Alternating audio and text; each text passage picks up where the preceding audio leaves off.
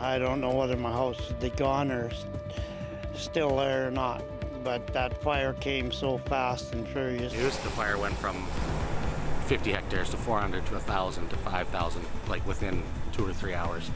And what was once 15 kilometers away is now right here at the hill.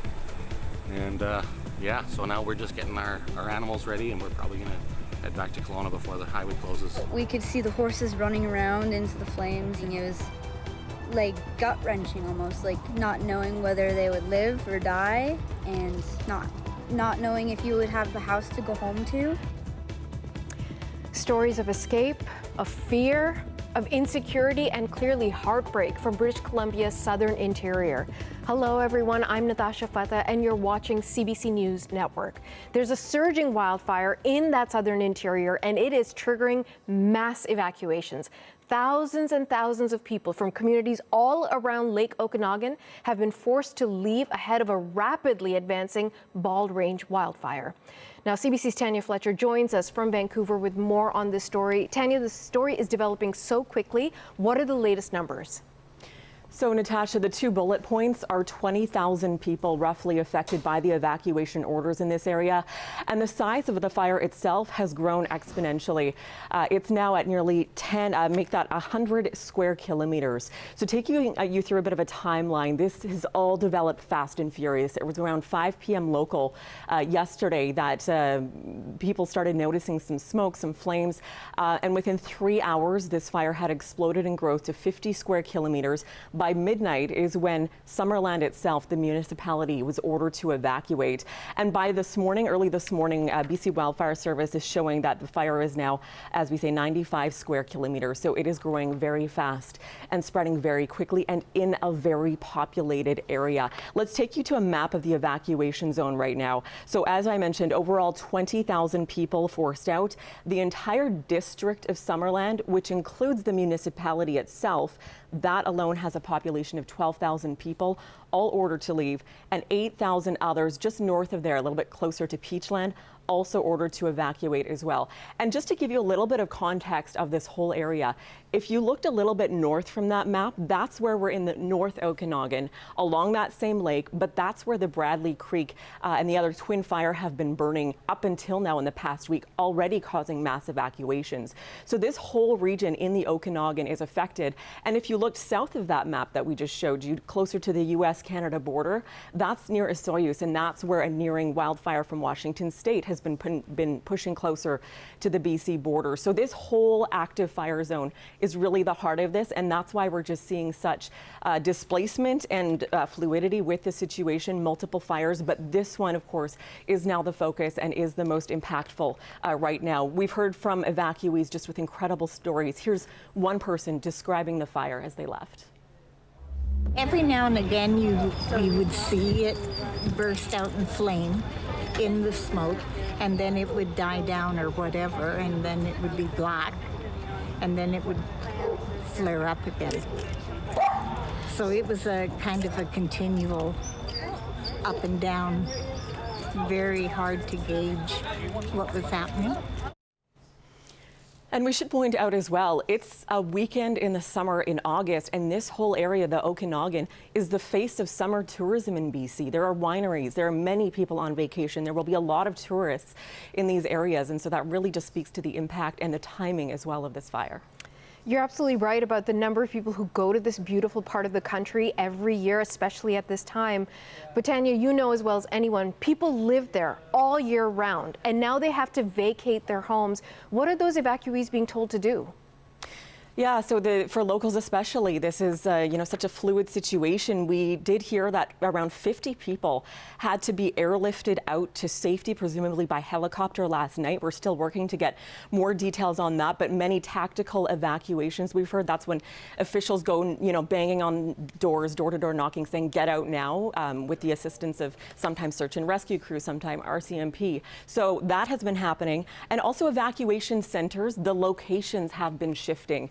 as this story develops as well, because as one, they give one location, but then that one filled to capacity. So then they had to find an overflow site. So many are now going to Penticton, which is just south of Summerland, and also in West Kelowna, I believe there was one set up. So people can check their, local information to find out where they should go in the moment, because those locations have been changing as well. We do want to point out there has been particular concern for seniors with mobility issues as well. We were hearing this from our teams on the ground last night. They were noticing a lot of these elderly people at the evacuation centers.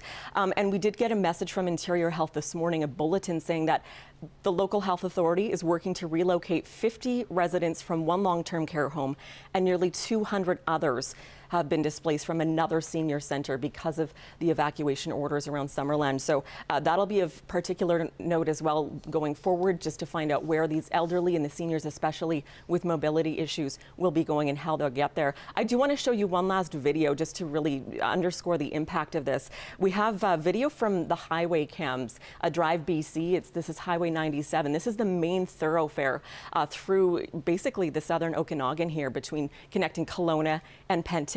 And you can see video of kind of the moment the flames jumped the highway. And if you could see further beyond that, Okanagan Lake is right next to the highway. So very visible and a very significant closure, because a section of that highway is now closed in the Summerland and Peachland area. Natasha. I find that video of the highway so frightening because it comes in 15-minute intervals and you see how quickly it's moving. Just an incredible story. We're hoping everyone is safe and sound. CBC's Tanya Fletcher in Vancouver, thanks so much for the very latest. You bet.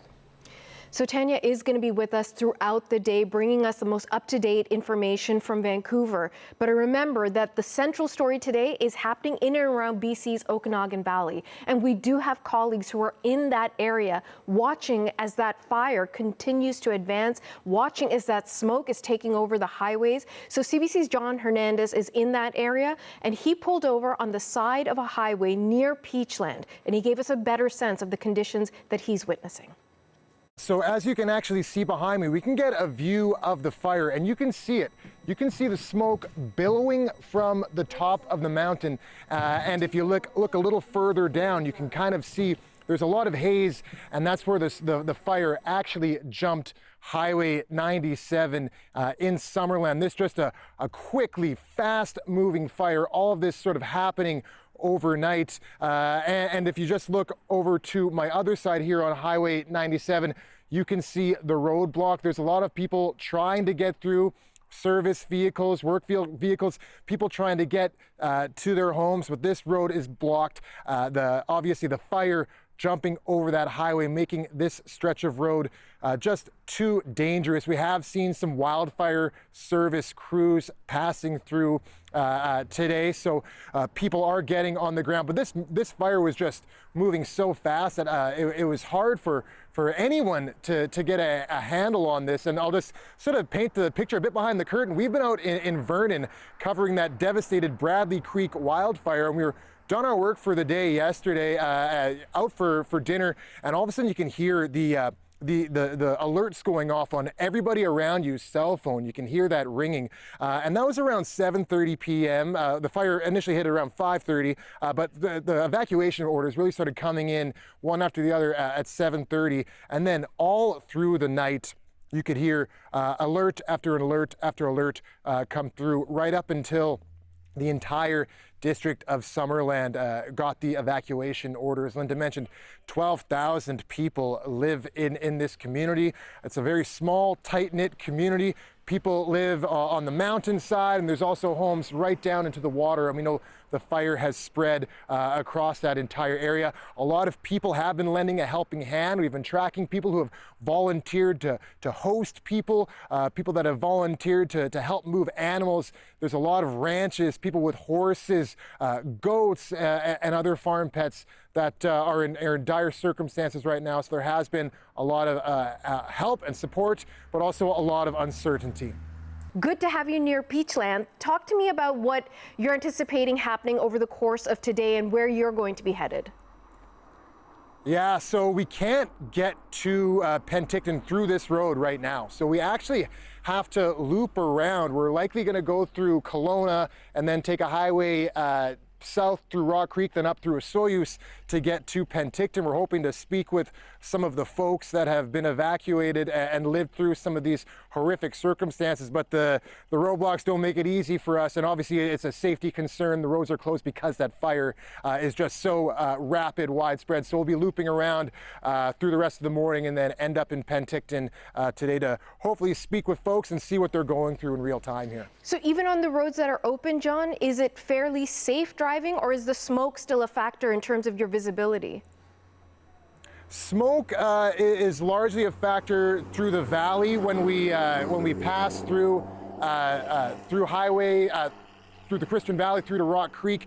That area likely won't be as smoky, and to be quite honest, the smoke is actually not as bad where we're standing compared to maybe how it was yesterday where we spent in Vernon. It was just super thick, super gusty. The wind is quite still right now, so we're not getting a lot of smoke blown in either direction. It does seem to be kind of billowing from the fire, maybe a bit toward the south, so we'll have to see what happens. I would expect when we come from the south up towards Penticton, we'll be getting a lot of that haze and a lot of that smoke, which has been a bit of a challenge to live through, to work through over these last few days here. I can only imagine what it's like for people that have been living through this for, much of the summer.